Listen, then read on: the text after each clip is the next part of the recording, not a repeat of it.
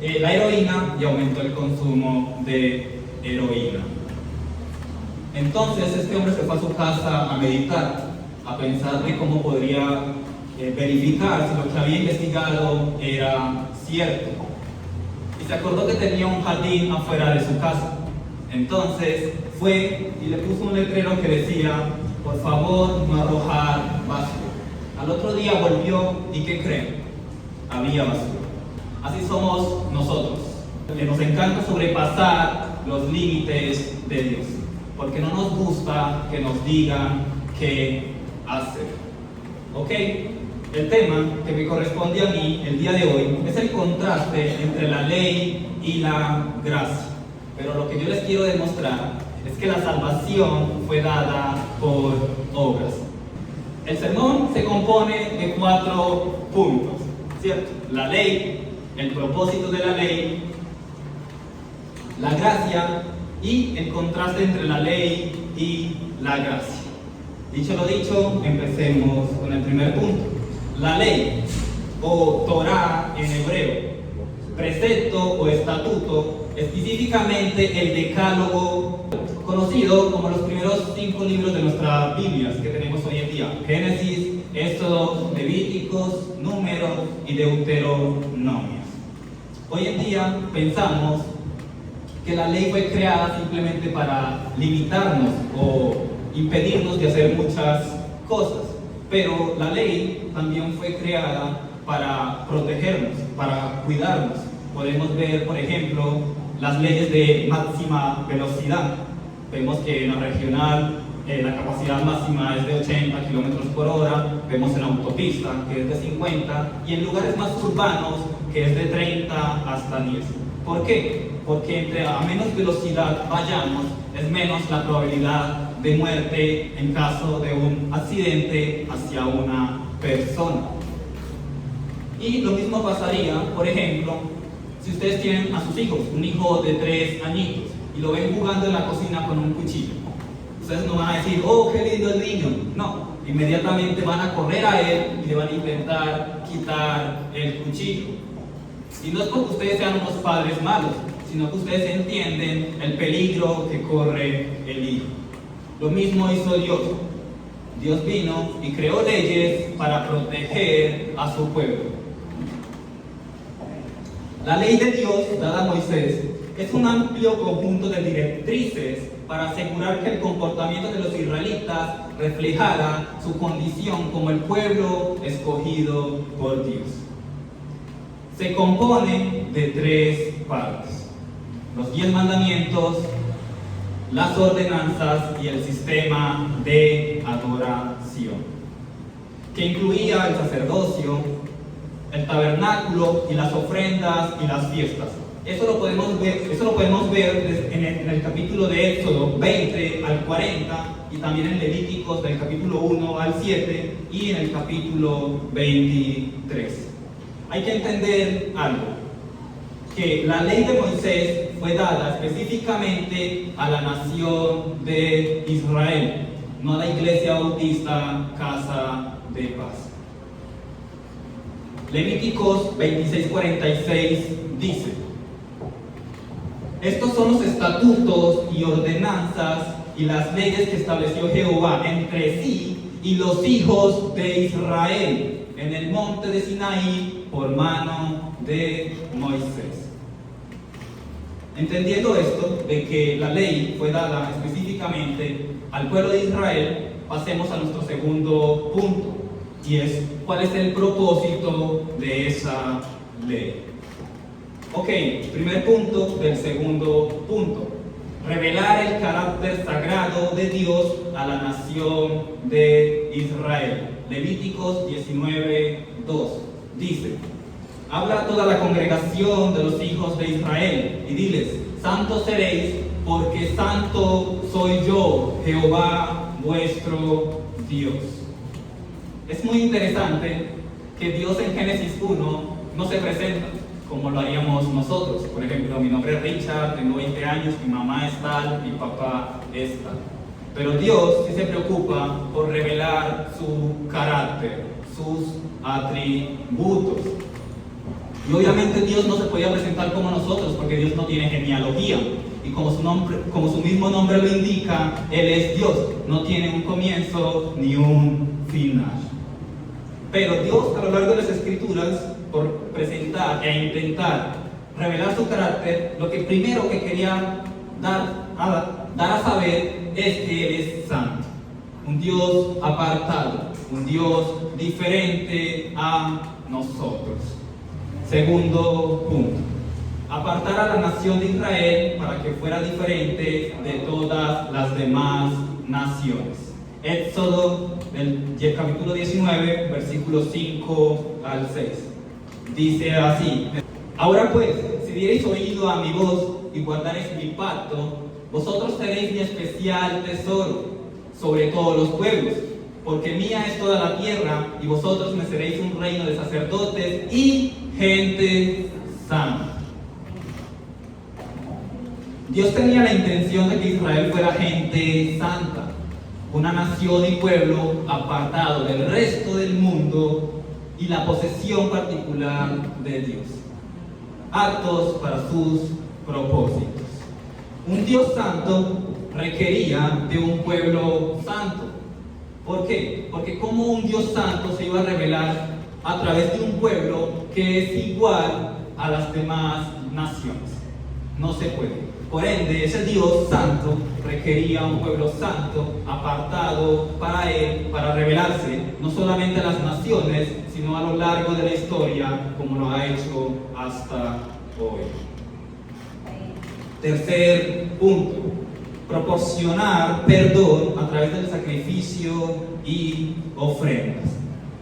En Levíticos, del capítulo 1 al capítulo 7, podemos ver los siguientes títulos: los holocaustos, las ofrendas, ofrendas de paz, ofrendas por el pecado, ofrendas expiatorias y leyes de los sacrificios. Dios, desde el Antiguo Testamento, proporcionó métodos para que pudiéramos tener una relación con Él. Lo que se conoce como la caída original, ¿cierto?, o el pecado original del hombre.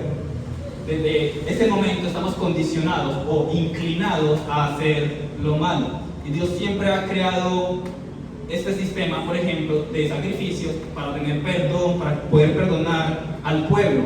¿Por qué? Porque Dios santo no puede tener relación con un pueblo inmundo, porque Él es muy santo para poder tener esa comunión con ese pueblo. Por ende, crea este sistema de manera temporal para que el pueblo pudiera estar cerca de Él. Dios siempre nos quiere aquí arriba, siempre con Él, pero el hombre siempre hace algo malo, como cosa rara, y Dios siempre vuelve y hace algo para tenernos cerca, pero nosotros seguimos inclinados a hacer el mal. Cuarto punto: proporcionar una forma de adoración para la comunidad de fe a través de las fiestas anuales. Levíticos 23, las fiestas solemnes. Sabemos que nacimos para adorar, y Dios siempre buscó la forma para que lo hiciéramos. Creó las fiestas para que recordaran de dónde los sacó y le adoren. Dios siempre ha querido que le adoremos, nacimos para eso. Y creó estas fiestas para que este pueblo se gozara en adorar a Dios, que recordara lo que Él hizo por ellos y que al mismo tiempo se gozara de ese Dios que los libertó. Quinto punto del segundo punto: proporcionar dirección de Dios para la salud física de la nación de Israel. Éxodo, capítulo 21 al 23, podemos ver los siguientes títulos: leyes sobre los esclavos, leyes sobre los actos de violencia, leyes sobre responsabilidades de amos y dueños, y leyes sobre la restitución y leyes humanitarias. Aquí se refleja el cuidado de Dios por su pueblo. Recordemos esas leyes que probablemente usted y yo haríamos si vemos a nuestros hijos de 3 años jugando con un cuchillo, y crearíamos tal vez una ley o una regla en casa que ningún niño menor de 10 años utilizaría ningún elemento cortante. Lo mismo hizo Dios con su pueblo para el cuidado entre ellos. Vemos aquí leyes sobre los esclavos, para el cuidado de los esclavos, leyes sobre actos de violencia, y responsabilidades, etcétera, etcétera. Éxodo capítulo 21 al 23 podemos ver eso, y los invito obviamente que cuando lleguen en sus casas lean ese cuidado de Dios por su pueblo. Salmo 119 del 103 al 104 dice: cuán dulces son a mi paladar tus palabras, más que la miel a mi boca. De tus mandamientos he adquirido inteligencia, por tanto he aborrecido todo camino de mentira. El salmista entendió que todas las palabras del Señor fueron para el bien de ellos. Por eso dice: cuán dulces son a mi paladar tus palabras. Él entendió eso, que todo lo que el Señor hizo fue por el bien del mismo pueblo y le permitió adquirir sabiduría e inteligencia. Tercer punto, la gracia. La palabra gracia en hebreo es gen, que significa favor, bendición o bondad.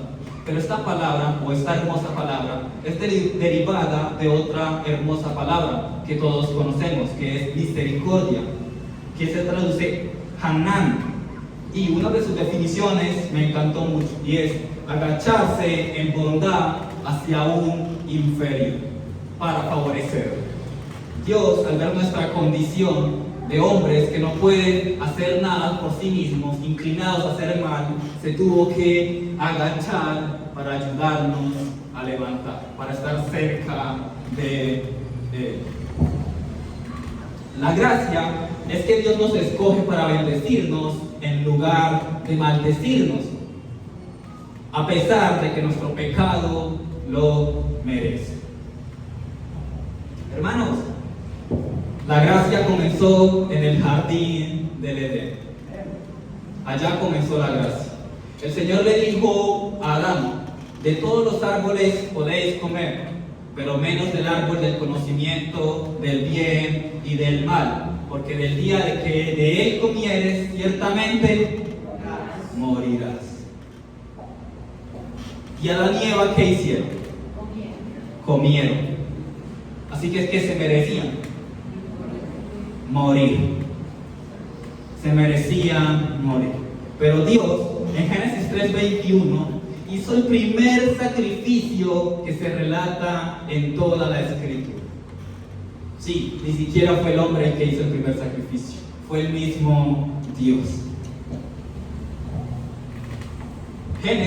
Dios sacrificó un animal para cubrir la vergüenza del pecado de Adán y Eva. Eso hizo el Señor.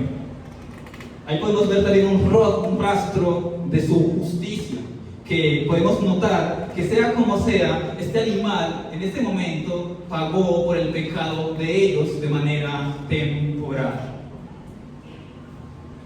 Dios es un Dios de gracia y no es algo nuevo, es algo desde el Antiguo Testamento. Este patrón de gracia continúa a lo largo del Antiguo Testamento, cuando Dios instituyó sacrificios de sangre como una forma para expiar el pecado de los hombres. No fue la sangre de los sacrificios que limpió a los pecadores, fue la gracia de Dios que perdonó a aquellos que confiaron en Él. Génesis 15:6. Y creyó a Jehová y le fue contado por justicia. Hermanos, la gracia y la fe de Dios no es algo nuevo, no es algo nuevo del Nuevo Testamento, es algo desde siempre, porque como decía nuestra hermana Carla, Dios no cambia. Cuarto punto: contraste entre la ley y la gracia. La ley fue dada, un pequeño recordéis, la ley fue dada para separar al pueblo de Dios de las naciones malvadas que lo rodeaban y para definir el pecado. Romanos 5:13. Pues antes de la ley había pecado en el mundo, pero donde no hay ley no se inculpa de pecado. Romanos 7:7. ¿Qué diremos pues? ¿La ley es pecado? En ninguna manera. Pero yo no conocí el pecado sino por la ley, porque tampoco conociera la codicia si la ley no dijera no codiciarás. Esto es conocido como el espejo moral, un espejo donde nos paramos al frente y podemos ver nuestras imperfecciones, nuestra necesidad de un Salvador, porque somos constantemente inclinados a hacer el mal, entonces necesitamos la ayuda de Él. La ley también demostró que ningún ser humano podía purificarse lo suficiente para agradar a Dios. Hebreos 10, del 1 al 4. Les invito a que me acompañen, por favor. Porque la ley, teniendo la sombra de los bienes venideros, no la imagen misma de las cosas, nunca puede, por los mismos sacrificios que se ofrecen continuamente cada año, hacer perfectos a los que se acercan. De otra manera cesarían de ofrecerse, pues los que tributan este culto, limpios una vez, no tendrían más conciencia de pecado.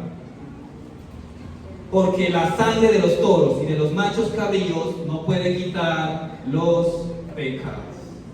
La ley en sí misma era buena, pero débil.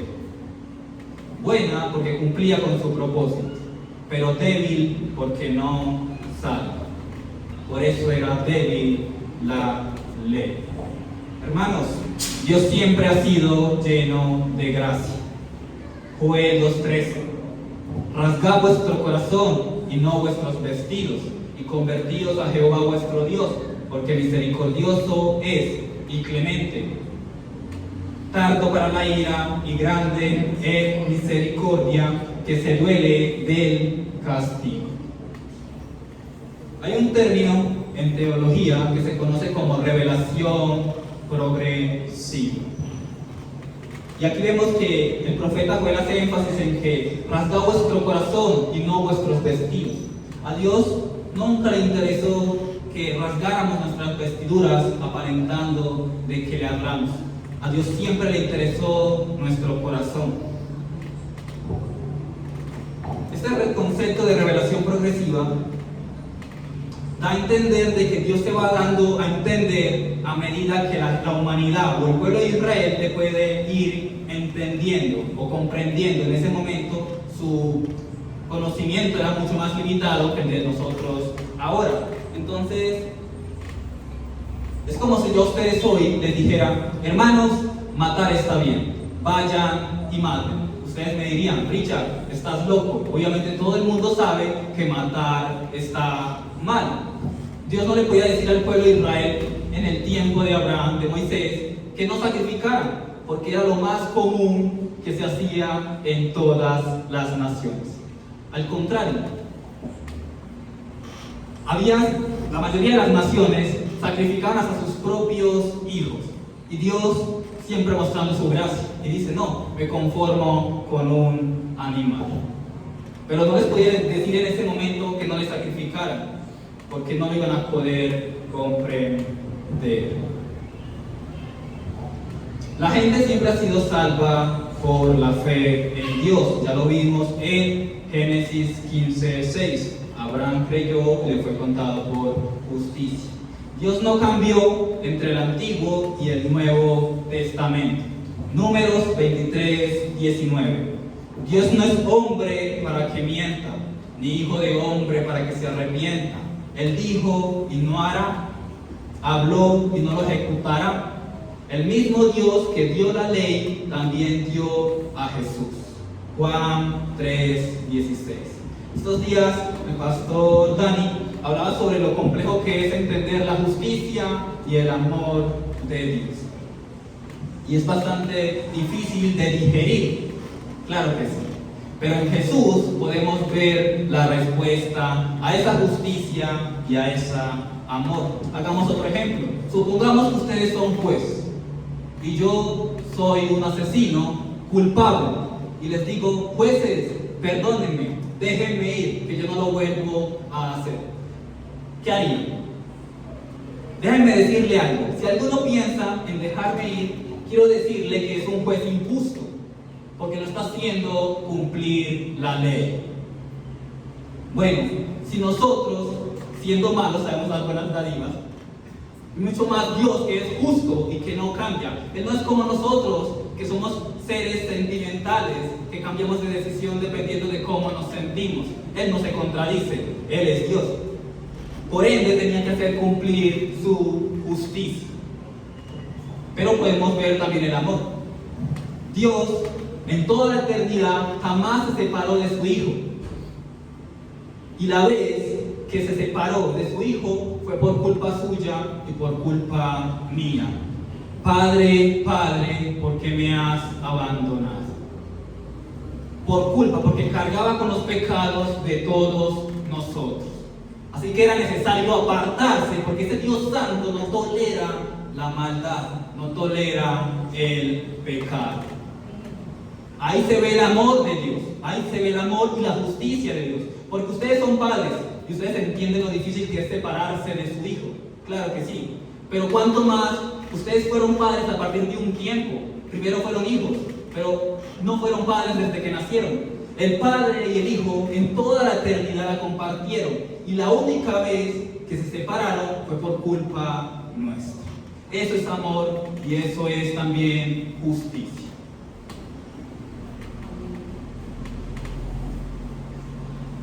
La ley nos muestra lo que Dios quiere, santidad. Y la gracia nos da el deseo y el poder de ser santos. Hermanos, no hay conflicto entre la ley y la gracia. Si se entiende bien. Cristo cumplió la ley por nosotros y nos ofrece el poder del Espíritu Santo que motiva a un corazón regenerado a vivir en obediencia a Él. Mateo 3:8. Haced pues frutos dignos de arrepentimiento. Santiago 2:26. Porque como el cuerpo sin espíritu está muerto, así también la fe sin obras está muerta. Una gracia que tiene el poder de salvar, también tiene el poder de motivar un corazón pecador a la santidad. Voy a volverlo a repetir. Una gracia que tiene el poder de salvar, también tiene el poder de motivar un corazón pecador a la santidad. Donde no hay deseo de ser piadoso, no hay fe para salvar.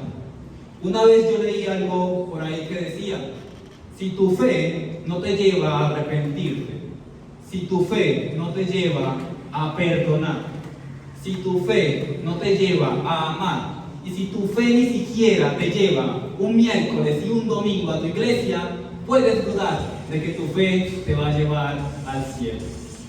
¿Qué estoy diciendo con esto? No estoy diciendo con esto que si hacemos esto vamos a ir al cielo. No estoy diciendo eso. Estoy diciendo que una fe verdadera trae frutos dignos de arrepentimiento. Eso sí estoy diciendo.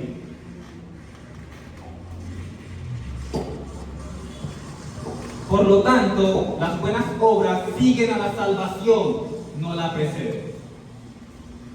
Voy a volverlo a repetir. Por lo tanto, las buenas obras siguen a la salvación, no la preceden. Ok. Les dije que la salvación fue dada por obras, pero no por las nuestras, sino por las de Cristo. Por esto fue dada por obras, porque Él vivió la vida perfecta que ninguno de nosotros podíamos vivir.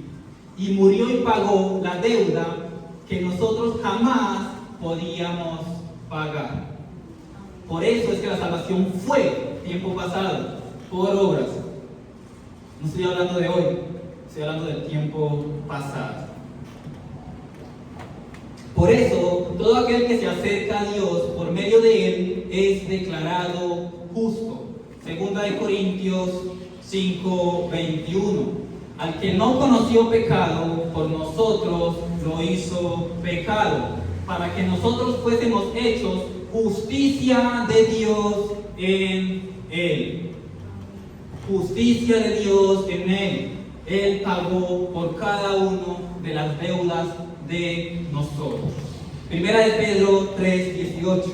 Porque también Cristo padeció una sola vez por los pecados, el justo por los injustos, para llevarnos a Dios, siendo la verdad muerto en la carne, pero vivificado en espíritu. Dios tuvo que hacerlo, Jesús tuvo que hacerlo una sola vez y suficiente, no cada año. Ya no es necesidad de hacer ningún tipo de sacrificio. Lo que se tenía que hacer, Cristo lo hizo. Por eso simplemente nos toca disfrutar de la gracia del Señor, pero teniendo en cuenta que esa gracia produce frutos dignos de arrepentimiento. ¿A qué nos debe motivar saber esto? ¿A qué nos debe motivar el contraste entre la ley y la gracia? Ok, primero, debemos de entender de que no somos salvos por lo que hagamos, sino por lo que Cristo hizo. Segundo, no hacemos buenas obras para ganarnos algo, sino por resultado de una fe verdadera y en agradecimiento de lo que Él ya concretó. Y también, tercero, nos debe llevar a vivir como un pueblo santo, un pueblo apartado para Él. Pero ¿cómo se logra eso? Conociéndolo. No hay otra manera de vivir de una manera digna para Dios si no le conocemos, si no pasamos tiempo con Él, en oración y en lectura de su palabra, que fue la manera en que Él se reveló. No hay manera. Por eso pensamos en ocasiones de que algunas partes de nuestras vidas no le importan a Dios, que con tal de nosotros ir el domingo a la iglesia es suficiente, que a Dios no le interesa esa parte de nuestras vidas. Pero no, a Dios le interesa cada rincón, cada espacio de nuestras vidas.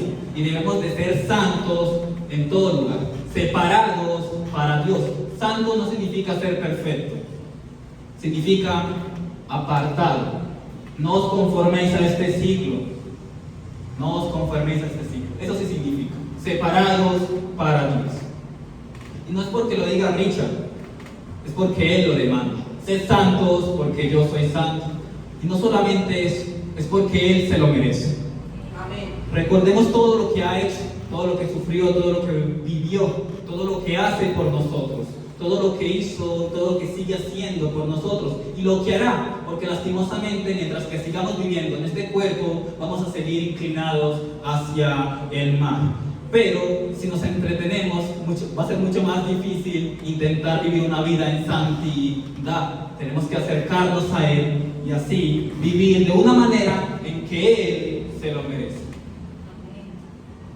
Cuarto punto y para terminar. Hechos 1:8.